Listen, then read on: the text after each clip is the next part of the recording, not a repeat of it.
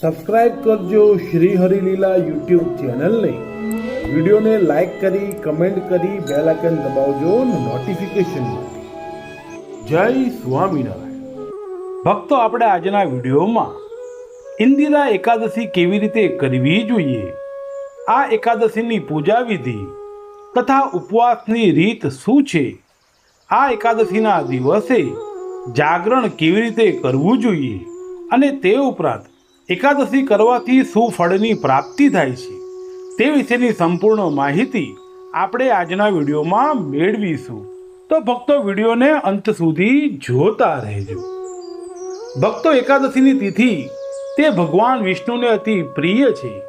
વર્ષમાં 24 એકાદશી આવે છે, પરંતુ ઇન્દિરા એકાદશી પિતૃપક્ષ દરમિયાન આવતી હોવાથી તેનો વિશેષ મહિમા છે. આ દિવસે ઉપવાસ અને પૂજા કરીને પિતૃઓને તૃપ્તિ મળે છે. ભક્તો, તારીખ 17 સપ્ટેમ્બર 2025 બુધવારના રોજ આ એકાદશી આવે છે. આ એકાદશી પિતૃઓના કલ્યાણ માટે ખાસ માનવામાં આવે છે. શાસ્ત્રોમાં કહેવામાં આવ્યું છે કે આ દિવસે ઉપવાસ કરવાથી પિતૃઓને સ્વર્ગમાં સ્થાન મળે છે અને ભક્તના જીવનમાંથી પાપો દૂર થાય છે. ભક્તો, દસમના દિવસથી જ પોતાના ઘરને સ્વચ્છ રાખો, સત્યનિષ્ઠ રહેવાનો સંકલ્પ કરો અને સાંજે સાત્વિક ભોજન કરી અને દસમીથી જ મસાલેદાર, માંસાહારી અને ડુંગળી અને લસણથી પરહેજ રહો. ભક્તો, ત્યારબાદ એકાદશીની સવારથી વહેલી સવારે સ્નાન કરીને શુદ્ધ વસ્ત્ર ધારણ કરો. ઘરમાં કે મંદિરમાં ભગવાન વિષ્ણુની મૂર્તિ અથવા તો તસવીર આગળ દીવો પ્રગટાવો. તુલસીના પાન, ફૂલ, ધૂપ, ઘીનો દીવો, ફળ અને પાણી સાથે પોતાના ઈષ્ટદેવની પૂજા કરી એકાદશી શરૂ કરવાનો સંકલ્પ લો. ભક્તો, આ દિવસે બને એટલો 11 ઇન્દ્રિયોના આહારનો ત્યાગ કરો. કઠોર ઉપવાસ એટલે કે અન્ન અને જળ વિનાનો ઉપવાસ, ફળાહાર ઉપવાસ કે જલપાન ઉપવાસ પોતાની ક્ષમતા મુજબ કરવો. દિવસભર ભગવાનનું સ્મરણ અને ભજન કીર્તન કરવું. આ દિવસે બ્રાહ્મણ, ગરીબ કે જરૂરિયાતમંદને દાન કરવું ખૂબ જ શુભ માનવામાં આવે છે. ત્યારબાદ ભક્તો, રાત્રિના સમયે ભજન અને કીર્તન, જાગરણ અને શ્રી હરિના નામનું સ્મરણ કરવું. નિંદ્રા ટાળીને પૂજા અને જપમાં વધુ સમય પસાર કરવો તથા આ ઇન્દ્રિયા એકાદશીનું મૂળ તત્વ છે. ભક્તો, ત્યારબાદ બારસના દિવસે વહેલી સવારે સ્નાન કરીને ભગવાન વિષ્ણુને ભોજન અર્પણ કરો. ભક્તો, ત્યારબાદ બ્રાહ્મણ કે ભક્તોને ભોજન અપાવી પોતે સાત્વિક અન્ન ગ્રહણ કરીને પારણા કરવાના હોય છે. ભક્તો, ત્યારબાદ ઇન્દિરા એકાદશીનું પાલન કરવાથી પિતૃઓને શાંતિ મળે છે, ભક્તના પાપો ક્ષીણ થાય છે, ધન, સંતાન, કુટુંબમાં સુખ અને શાંતિ રહે છે અને અંતે વૈકુંઠ પદ પ્રાપ્ત થાય છે. ભક્તો, ત્યારબાદ આ દિવસે ઇન્દિરા એકાદશી વ્રતની મહાત્મય કથા સાંભળવાથી પણ તેનું અનેક ગણું ફળ પ્રાપ્ત થાય છે. તો ભક્તો, આવો આપણે સાંભળીએ ભાદરવા માસમાં વદ પક્ષમાં આવતી ઇન્દિરા એકાદશીની વ્રત મહાત્મય કથા. યુધિષ્ઠિર રાજા પૂછે છે કે હે મધુ દૈત્યને મારનારા કૃષ્ણ ભગવાન, ભાદરવા માસના કૃષ્ણ પક્ષને વિશે કયા નામની એકાદશી થાય છે તે તમે મારી આગળ પ્રસન્નતાથી કહો. ત્યારે શ્રી કૃષ્ણ બોલ્યા કે ભાદરવા મહિનાના કૃષ્ણ પક્ષને વિશે ઇન્દિરા નામે પ્રસિદ્ધ એકાદશી છે. ઇન્દિરા એકાદશીના સામર્થ્યથી મોટું પાપ નાશ પામે છે. આ એકાદશી નીચ યોનિમાં ગયેલા એટલે કે નીચ જાતિમાં અવતરેલા પિતૃઓને ગતિ દેનારી છે. માટે હે યુધિષ્ઠિર રાજા, તું સાવધ થઈને પાપને હણનારી એવી આ એકાદશીની કથાને સાંભળ કે જે કથાના સાંભળવા માત્રથી જ વાજપેયી યજ્ઞનું ફળ પ્રાપ્ત થાય છે. પૂર્વે સત્યયુગને વિશે શત્રુને નાશ કરનારો રાજા હતો કે જે રાજાનું નામ ઇન્દ્રસેન હતું. ઇન્દ્રસેન નામે રાજા માહિષ્મતીપુરી પ્રત્યે ધર્મ તથા યશ વડે યુક્ત એવો રાજા રાજ્ય કરતો હતો. પુત્ર તથા પૌત્રવાળો, ધાન્યવાળો ને વિષ્ણુની ભક્તિમાં પરાયણ એવો તે ઇન્દ્રસેન રાજા માહિષ્મતીપુરીનો અધિપતિ હતો. હે ઇન્દ્રસેન રાજા, મોક્ષને દેનારા વિષ્ણુના નામ જપ કરતો તથા અધ્યાત્મને વિચારતો થકો ધ્યાન વડે કાલ નિર્ગમન કરતો હતો. એક દિવસે તે ઇન્દ્રસેન રાજા સભામાં જઈને સુખથી બેઠા હતા. તેવામાં બુદ્ધિમાન નારદ મુનિ આકાશમાંથી ઉતરીને તે રાજાની સભામાં ગયા. નારદ મુનિને પોતાની સભામાં આવતા જોઈને તે ઇન્દ્રસેન રાજા આસન ઉપરથી ઊભા થઈ સામા જઈને બે હાથ જોડી પૂજાની સામગ્રીથી વિધિ પ્રમાણે પૂજા કરીને પછી આસને બેસાડ્યા. એ રીતે ઇન્દ્રસેન રાજાએ આસન ઉપર બેસાડ્યાથી સુખે કરીને બેઠેલા તેવા તે નારદ મુનિ ઉત્તમ તેવા તે ઇન્દ્રસેન રાજા પ્રત્યે બોલ્યા કે હે રાજા ઇન્દ્રસેન, તમારા સાતે અંગો તો કુશળ રીતે વર્તે છે ને, તમારી બુદ્ધિ ધર્મને વિશે પરાયણ છે ને, અને તમને વિષ્ણુની ભક્તિમાં પ્રીતિ તો થાય છે ને.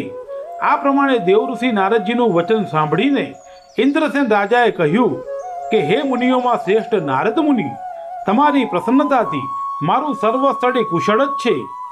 આજે તમારા દર્શનથી મારા યજ્ઞની સઘળી ક્રિયાઓ સફળ થઈ.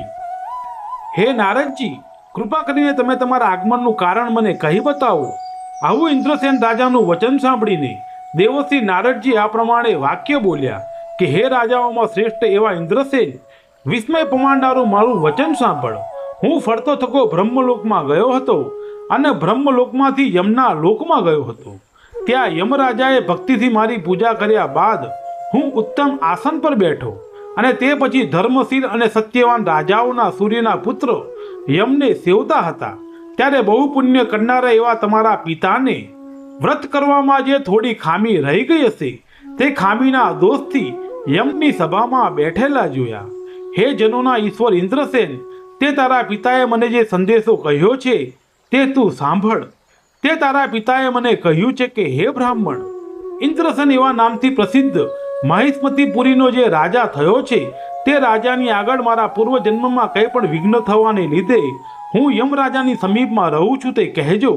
માટે હે પુત્ર, તું ઇન્દિરા એકાદશીના વ્રતના દાનથી મને સ્વર્ગની અંદર મોકલ. અર્થાત ઇન્દિરા એકાદશીના વ્રતનું ફળ આપ એટલે હું સ્વર્ગમાં જાઉં.